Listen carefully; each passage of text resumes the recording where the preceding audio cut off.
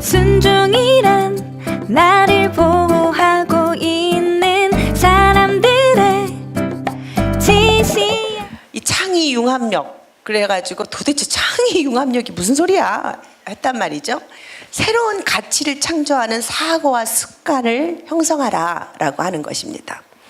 그러니까 부모 세대는 어떤 한 분야에서 이렇게 완벽한 인재를 원했던 시대예요. 뭔가 탁월하고 1등하고 수석하고 막 이러면 좋아지는 이런 시대였거든요. 그런데 이제 4차 산업혁명 시대에서 필요한 인재는 다양한 분야를 통섭하는 사람, 창조적으로 문제를 해결할 수 있는 창조적인 인재상, 이게 이제 이 시대의 요구사항이에요. 그러니까 융합하는 능력이 있어야 된다는 거예요. 여러분 옆에 있는 어머니에게 융합이에요. 시작. 융합이에요. 혼자 살지 마시고요. 시작. 맞아요. 혼자 살 필요가 없어요. 혼자 살면 그 사람 도태돼요. 그런데 우리 아이들이 이제 상처가 많이 받으면 애들이 같이 사는 걸 힘들어해요. 그래서 자꾸 혼자 살려고 그래요. 여러분도 그러죠? 안 만나고 안 살래 뭐 이러고. 그런데 융합할 수 있는 능력이 탁월함인 거예요. 그래서 같이 사는 능력을 길러야 되는 거죠. 그러면 어떻게 부모 역할을 할까? 첫째는 다양한 방면에 흥미를 가져야 돼요. 다양한 방면. 지금 제가 여러분들에게 일부러 4차 산업혁명에 대한 강의를 하려다 보니까 음악회처럼 했다가 무슨 세미나처럼 했다가 갑자기 음악 감상 나왔다가 조금 있다가 또 뭐도 할 거예요. 그러니까 이렇게 뭐냐면 이게 우리가 관심사가 이거면 이거야, 뭐 예를 들면 일이면 일이어야 해, 이런 생각하면 안 돼요. 근데 그런 분들이 부모가 되면 자녀를 잡아버려. 그 죄는 제일 가슴 아파요. 그래서 이 완벽을 요구해. 자꾸 자녀들한테 이래야지 막 이러면서 아우 저러면 어떻게 저 엄마가 저렇게 자신 있게 이래야지 하나, 이제 이런 걱정이 나요. 저처럼 애 셋을 키워봐야 이제 이렇게 이래야지를 못해. 예, 진짜 조심스러운 거예요. 이래야지 못해요. 왜냐면 너무 많이 겪었기 때문에 어떻게 된 일이야? 이렇게는 해요. 앞으로 어떻게 할 건데? 네 생각은 어때? 이제 좀 많이 꺾여야 이제 그런 말이 술술 나오죠. 근데 이제 아이들이 어리면 아직 엄마가 팡팡하죠. 그래서 완벽을 요구하는 얘기를 많이 하는데 아이들 굉장히 많이 상처를 받죠. 아이들 틀이 딱 만들어지면 이 틀 깨기가 너무너무 힘들어요, 사실은.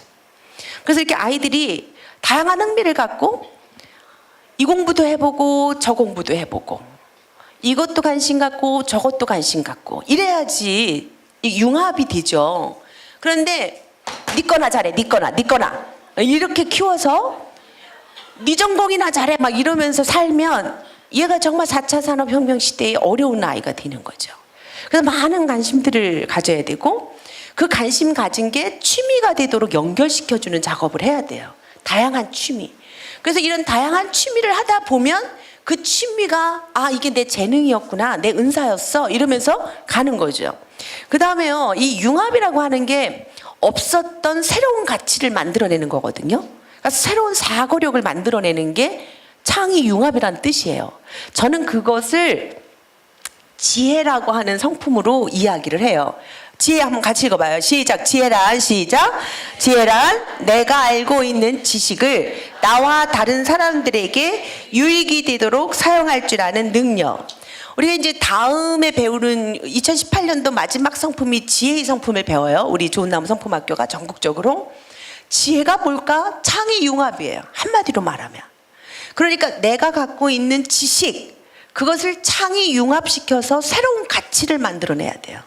그런데 그 새로운 가치는 뭐냐면 선함이에요. 너에게도 유익이 되고 나에게도 유익이 되는 이런 거예요. 굿, 좋은 것이어야 되는 거예요. 이게 창의 융합인 거예요. 그래서 저는 어려운 말로 애들한테 창의 융합 이러고 가르치면 못 알아들으니까 지혜란 이렇게 가르치는 거예요. 이해가 되시죠? 예.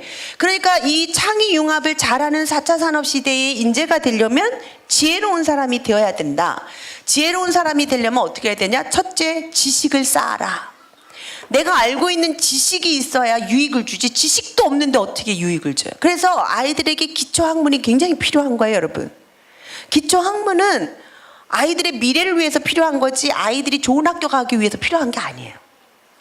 아이들의 인생을 위해서 필요한 거지 엄마를 위해서가 아니고 다른 사람을 위해서가 아니에요. 나를 위한 지식을 쌓을 수 있도록 아이들에게 지식을 안내해 줘야 돼요. 그러면 애들이 즐겁게 배워요. 그런데 이 지식을 강요하고 명령, 저희 직스 애들 자꾸 직스 자랑해서 그러는데 여러분 직스 학교에 왔으니까 그냥 영어를 기가 막히게 잘해요. 어느 날 아이들이 발표하는데 그냥 뉴스를 그냥 틀어놓고 소리 딱 죽여놓고 애들이 쫙 나와가지고 그걸로 막 영어를 아나운서처럼 영어를 하더라고요. 저걸 저거를 만약에 억지로 가르치려고 그러면 애들은 어마어마한 스트레스인 거예요. 그런데 매일매일 이게 습관이 돼가지고 하나 부담 없이 매일매일 영화 보면서 아이들이 영어를 익히고 뉴스 보면서 영어 익히고 그리고 그 영어 소리 확 줄여가지고 지네들이 아나운서인 것처럼 마이크 잡고 막 떠들어대니까 재밌는 거예요. 성취감이 느껴지는 거예요. 그런 사이에 영어에 대해서는 아주 너무너무 자신감이 있는 사람으로 큰다는 거죠. 그러니까 이런 그 지식들을 갖고 있었을 때 이 지식이 억지로 주는 지식이면 아이들에게 상처가 돼요. 우린 그동안 너무 많은 상처를 주는 지식을 학교에서 했던 거예요. 바꿔야 되는 거예요. 지식을 배운다는 건 즐거운 놀이처럼 돼야 되는 거죠. 그래서 지식이 먼저 있어야 창의 융합이 이루어져요. 다시 말하면 다른 사람에게 유익이 되도록 활용할 줄 아는 능력이 되는 거예요. 그래서 인포그래픽 놀이를 활용하라라고 하는 이야기예요. 인포그래픽, 인포메이션 플러스 그래픽이라고 하는 합성어예요. 인포그래픽. 그래서 이게 정보를 그래픽으로 보여주는 작업이에요.